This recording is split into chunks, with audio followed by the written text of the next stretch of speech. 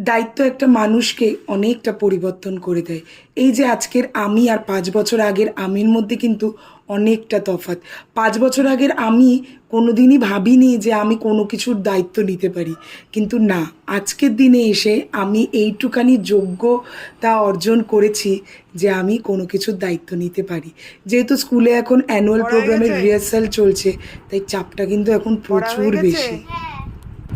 পড়া হয়ে গেছে? পড়েছো ভালো করে? কোথায় পড়লে? দুজনে তো খালি গল্প করেই আজকে কাটালে। এ, দুজন দুজনে আবার বই গুছিয়ে দিচ্ছে।